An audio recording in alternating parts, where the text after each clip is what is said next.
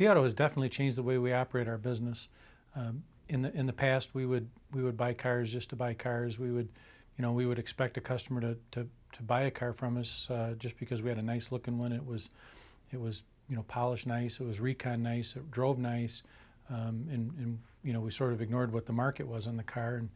And now we look at we try to focus our energy on what the customer is looking for, and have the right product on the shelf for the customer, have the right color, have the right options, and most importantly, have a price that's competitive in our market. Maintaining gross in today's market is very tough in the used car market, because the customer has access to everybody's pricing, and like new cars, it's been a little bit of a race to the bottom. It's whoever will sell the car at a cheaper price. Having the tools at your disposal and being able to see what the competitors are pricing the car at has allowed us to maintain a decent gross, and not so much focus on gross per car or gross per unit, but focus more on total gross of a department, and turn the car, rather than make $4,000 or $3,000 or even $2,000 gross profit on one car, maybe settling for a $1,200 gross on that same car, and turning it 2 or 3 times in a month rather than selling that higher gross car one time in a month. The velocity principle. When we went to NADA last year, we were introduced to the Real Deal product, and looking at the product just made sense to us from the standpoint of being transparent to the consumer.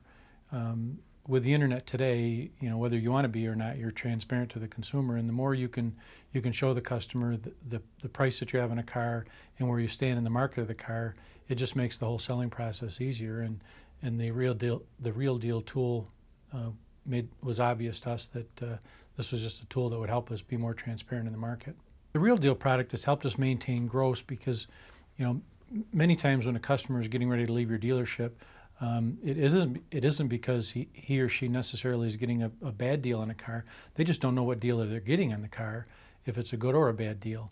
So in the past, customers would leave your dealership or attempt to leave your dealership, and to keep them there, the first thing we would do, or the salesperson would do, would be to, if I can get you the car at less money, would you buy it? Well, today, being able to use Real Deal shows a customer that they are getting a good deal. When the customer says, I need to go home and think about it, really what they're telling you in most cases is they're not convinced they were getting a good deal, and they're going to go home and shop you. They go home and look at the competition. Well, with Real Deal, they can look at the competition in your showroom and realize that, yeah, of course they are getting a good deal. Like any new tool, when Real Deal was initially introduced to our salespeople, they were a little bit skeptical.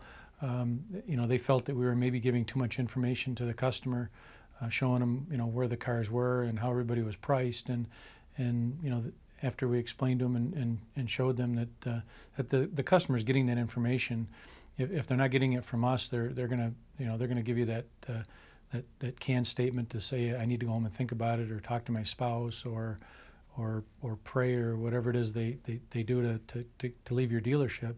They're going home to look on the computer and to do the same thing Real Deal does, to see if the price you gave them was competitive.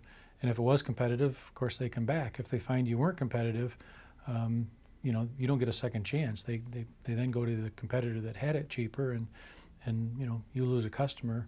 Whereas if you show the Real Deal to them, you at least have an opportunity to defend your price to the customer and explain to them why yours might be a little bit more money. Maybe it's the right color, maybe it's the right model, or the right options, and so on. That's the reason that you may be priced a little bit higher than the market on that particular car.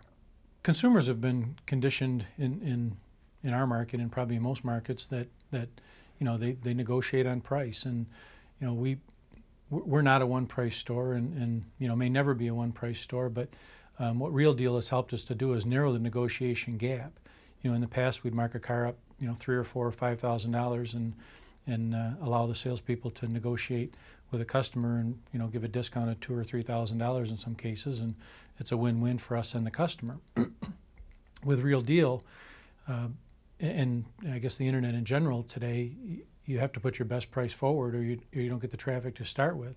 So you don't have that room to negotiate $3,000 or $4,000, or in some cases even $300 or $400 on a particular car and still be able to make some gross on the car.